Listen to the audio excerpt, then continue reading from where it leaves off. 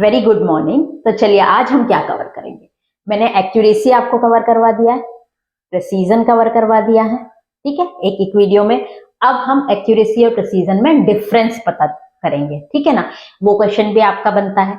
तो ये दोनों वीडियो के लिंक मैंने डिस्क्रिप्शन बॉक्स में दे रखे हैं, और ये जो मैं आज पढ़ाऊंगी उसका पीडीएफ नोट्स जो है वो भी डिस्क्रिप्शन बॉक्स में अवेलेबल है। यानी डिफरेंस बिटवीन द एक्यूरेसी और प्रेसीजन, इसके नोट्स अवेलेबल हैं। आप केवल यहाँ पे समझिए और वहां से अच्छे से नोटबुक में, अपने नोटबुक में नोट्स बनाइए और बढ़िया से पढ़िए, राइट। तो अपन आज क्या पढ़ेंगे, difference between the accuracy and precision.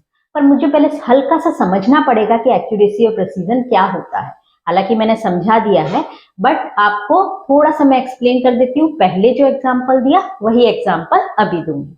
मान लीजिए एक सैंपल लेती हूँ मैं, क्या लेती हूँ मैं, सैंपल लिया मैंने, उसमें कैल्शियम प्रेजेंट है ना। कितना प्रेजेंट है, उसकी ट्रू वैल्यू कितनी है, एक्चुअली सैंपल कितना प्रेजेंट है, उसकी स्टैंडर्ड वैल्यू कितनी है, 99.16%।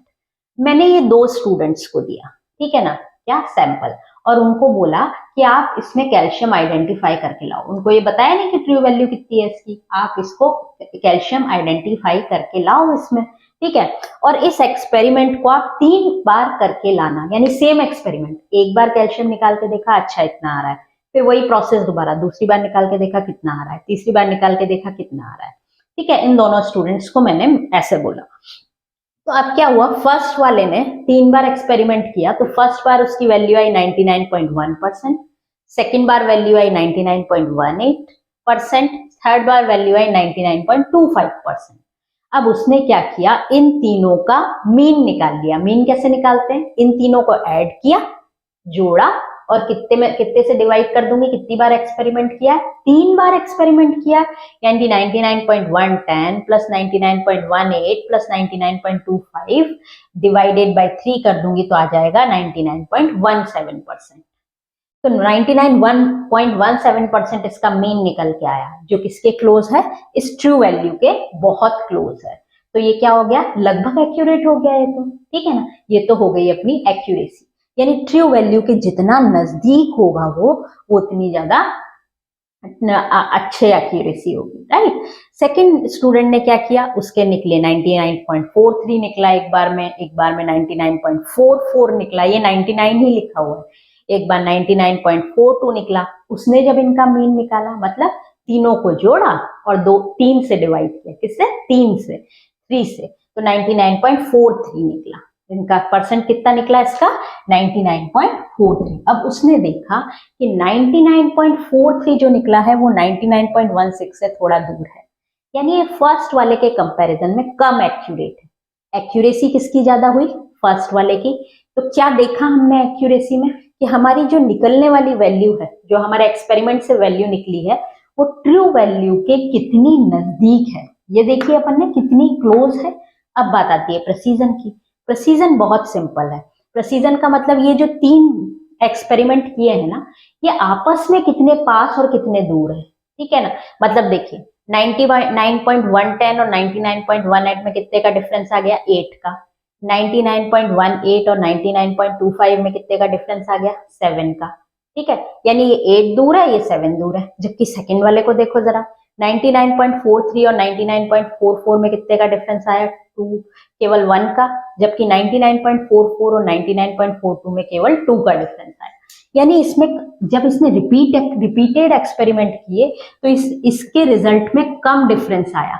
यानी ये जो 3 बार एक्सपेरिमेंट किए हैं, ये आपस में कितने क्लोज हैं, उतनी ज्यादा प्रेसीजन ज्यादा होती है। प्रेसीजन क्या बताती है कि ये आपस में कितने क्लोज हैं।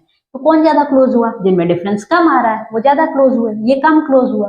तो कौन ज्यादा प्रेसाइज हुआ, सेकंड वाला ज्यादा प्रेसाइज हुआ। लेकिन सेकंड वाला प्रेसाइज तो ज्यादा था, लेकिन एक्यूरेट तो कम था। देखिए जरा, 99.43% आ रहा है और यहाँ पे 99.16% है, ट्रू वैल्यू थोड़ी सी दूर है।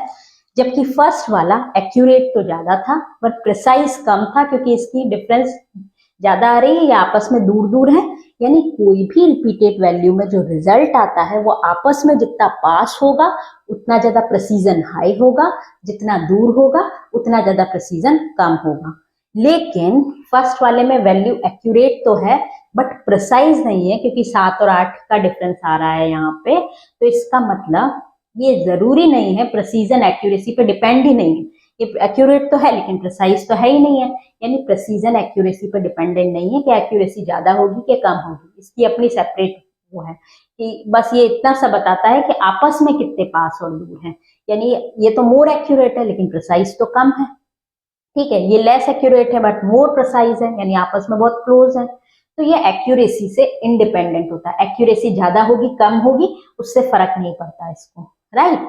तो अब देखिए, जबकि एक्यूरेसी को अभी मैं आपको बाद में समझाऊंगी वो, तो आपको ये एग्जाम्पल समझ में आ गया होगा। अब हम डिफरेंस पढ़ते हैं किसके बीच, एक्यूरेसी और प्रिसीजन के बीच हम पढ़ेंगे डिफरेंस। तो नोट्स तो आपके पास अवेलेबल हो जाएंगे, आप डिस्क्रिप्शन बॉक्स में से ले लेंगे। यहाँ केवल मैं उन नोट्स को समझा देती हूँ, है ना, शॉर्ट शॉर्ट में लिख के मैं आपको समझा रही हूँ। क्लोजनेस किसके बीच, जो हमारा रिजल्ट आया है जैसे 99.17 और ट्रू वैल्यू, ये हमारी क्या है, ट्रू वैल्यू, इनके बीच कितनी क्लोजनेस है वो क्या बताती है, एक्यूरेसी को बताती है। 99.17 99.16 की ज्यादा क्लोज है तो मोर एक्यूरेट है, 99.43 99.16 से दूर है तो कम एक्यूरेट है। तो ये क्लोजनेस को बताती है। जबकि ये क्या बताती है, रिपीटेबिलिटी और रिप्रोड्यूसिबिलिटी। रिपीटेबिलिटी और रिप्रोड्यूसिबिलिटी का मतलब ये एक्सपेरिमेंट के रिपीट करने को बताती है। जब तक आप एक्सपेरिमेंट रिपीट नहीं करेंगे, उनकी आपस में कंपैरिजन कैसे करेंगे कि वो दूर है कि पास है। तो ये किस चीज को बताते हैं, रिपीटेबिलिटी और रिप्रोड्यूसिबिलिटी। मैंने आपको पिछले वीडियो में समझा दिया। यहाँ केवल इतना सा याद रखिए, इसका मतलब एक्सपेरिमेंट रिपीट करना और उनकी वैल्यूज को चेक करना आपस में कितनी क्लोज है। तो ये किसको बताते हैं, रिपीटेबिलिटी की और रिप्रोड्यूसिबिलिटी को। जब तक हम एक्सपेरिमेंट रिपीट नहीं करेंगे तब तक प्रिसीजन नहीं निकाल सकते। Next, single measurement is possible, several measurement required. ठीक है, अब देखिए इसका मतलब क्या है। प्रिसीजन हम कब निकालते हैं, जब 3-4 बार एक्सपेरिमेंट करेंगे तभी तो उनकी वैल्यूज को आपस में देखेंगे कि पास है कि दूर, या फिर केवल एक वैल्यू निकाल के चेक कर लेंगे। कैसे करेंगे, किससे कंपेयर करेंगे। तो ये तो उसमें सेवरल मेजरमेंट लेने की जरूरत पड़ती है, यानी एक से ज्यादा मेजरमेंट लेने की जरूरत पड़ती है इसमें, तभी तो उनके पास और दूर का पता करेंगे। जबकि इसमें सिंगल मेजरमेंट, यदि मैं किसी स्टूडेंट को बोल देती कि इसकी ट्रू वैल्यू इतनी है 99.16%, आप कैल्शियम से केवल कैल्शियम निकाल के लाओ इस सैंपल में, केवल एक ही एक्सपेरिमेंट करना। सपोज करो उसका एक्सपेरिमेंट उसने एक ही किया 99.110, और उसके बेस पे मैं, क्योंकि अपन एक्यूरेसी कैसे कैलकुलेट करते हैं, हमारी रिजल्ट का ट्रू वैल्यू से कंपैरिजन करते हैं। तो केवल मैं एक वैल्यू की कंपेयर कर देती, अच्छा ये थोड़ा पास लग रहा है, ठीक है काम चल जाएगा, ऐसा। ठीक है, इसके लिए रिपीट मेजरमेंट करने की जरूरत नहीं है, केवल एक सिंगल मेजरमेंट होगा तो भी मैं कंपेयर किससे करना है, क्योंकि मुझे ट्रू वैल्यू से। प्रिसीजन तो हम निकाल ही नहीं सकते, क्योंकि जब तक मल्टीपल एक्सपेरिमेंट नहीं करेंगे उनको आपस में कंपेयर करने को तो प्रिसीजन बोलते हैं। तो ये क्या हो गया, एक्यूरेसी में सिंगल मेजरमेंट होता है, जबकि इसमें सेवरल मेजरमेंट्स होते हैं, राइट। थर्ड आता है close with true value. Accuracy किसको बताती है, क्लोजनेस विद ट्रू वैल्यू, कि आपकी ट्रू वैल्यू के कितना क्लोज है। जबकि ये किसको बताती है, क्लोज विथ वन अनदर, यानी एक्सपेरिमेंट आपस में कितने क्लोज हैं एक दूसरे से, राइट। नेक्स्ट है कंफर्मिटी। ये कंफर्मिटी को बताती है, भाई 99.16 है तो एकदम एक्यूरेट है, थोड़ा कम है तो थोड़ा एक्यूरेसी कम है, थोड़ा कम है तो थोड़ा एक्यूरेसी कम है। जबकि ये क्या बताती है, केवल मेजर रिपीटेबिलिटी को बताती है, यानी मेजर इसमें रिपीटेड हो रहे हैं और आपस में कंपेयर हो रहे हैं। तो आपको केवल यहाँ पे क्या लिखना है, ये बताती है रिपीटेबिलिटी को, ये बताती है कंफर्म वैल्यू बताती है कि कंफर्म है ये ट्रू वैल्यू इतनी आनी चाहिए इसकी। जबकि रिपीटेबिलिटी को बताती है, रिपीटेबिलिटी का मतलब प्रिसीजन बोल दिया, इसका मतलब अच्छा एक्सपेरिमेंट रिपीट हो रहा है और उसका आपस में कंपेरिजन हो रहा है, राइट। ये सिस्टेमिक एरर को बताती है एक्यूरेसी, जबकि प्रिसीजन रैंडम एरर को बताती है। कैसे, देखिए, सिस्टेमिक एरर जिसको हम डिटरमाइन कर सकते हैं। मान लीजिए मैंने आपको बोला मुझे पता है सैंपल का वेट 10 ग्राम है और आपको बोला कि ये सैंपल को वे करके लाइए, आपने उसको वे किया 9.8, गलत निकला, मुझे पता चल गया इंस्ट्रूमेंट में गड़बड़ी, तो ये तो डिटरमाइंड एरर हो गई, ठीक है। यानी ये एक्यूरेट है कि नहीं इससे मैंने पता कर लिया, किससे, ट्रू वैल्यू से कंपेरिजन। मेरी ट्रू वैल्यू कितनी हो गई 10 ग्राम, उसने वे किया 9.8 ग्राम, तो मैंने कंपेयर कर लिया। तो ये किसके लिए होता है, सिस्टेमिक एरर के लिए होता है। जबकि ये रैंडम एरर मतलब मैं पता ही नहीं कर सकती हूँ कि मेरे एक्सपेरिमेंट में कहाँ गलती हो गई, किस वजह से प्रॉब्लम आई। सपोज करो कि हैवी ट्रैफिक गुजर रहा है, ट्रेन गुजरती है मेरे लैब के बाहर, तो मेरा इंस्ट्रूमेंट में नॉइस आ जाता है, इस कारण रिजल्ट उल्टा पुल्टा हो जाता है।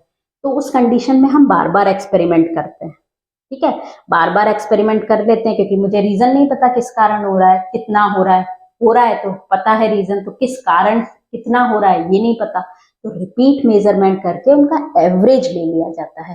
तो ये होती है रैंडम एरर, ठीक है ना। तो ये रैंडम एरर में इसलिए क्या यूज किया जाता है, प्रेसिजन। रैंडम मतलब जिसको पता नहीं किया जा सकता, तो उसकी रिपीट मेजरमेंट ले लेते हैं। जहां भी रिपीट मेजरमेंट की बात आई वहां किसकी बात आई, प्रेसिजन की बात आई। तो प्रेसिजन किससे रिलेटेड है, रैंडम एरर से।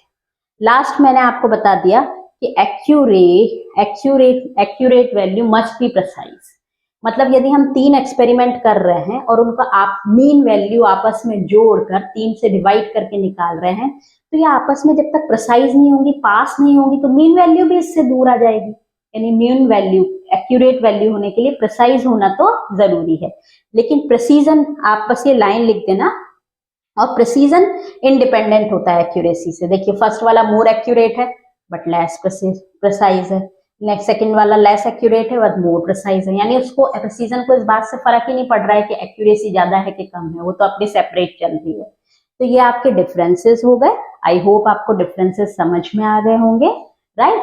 और पीडीएफ में आपके नोट्स लिखे हुए हैं, आप उन नोट्स को पढ़िए। लाइन वाइज लाइन में चैप्टर कवर करवा रही हूँ अपन, सिग्निफिकेंट वैल्यू और थोड़ा बहुत जो एरर का बचा है। और यदि आपको कोई टॉपिक समझना है एरर से रिलेटेड जो समझ में नहीं आ रहा है, तो आप प्लीज कमेंट बॉक्स में लिखिए, मैं डेफिनेटली उसको समझाने की पूरी कोशिश करूंगी। Thank you so much for watching this video.